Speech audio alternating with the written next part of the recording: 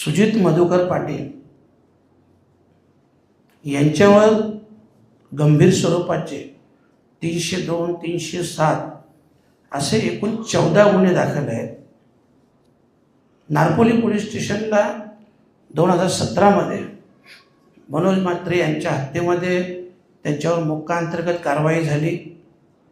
8/9/2022 न्यायालयाने अटी व शर्तीवर त्यांची जामिनावर सुटका केली.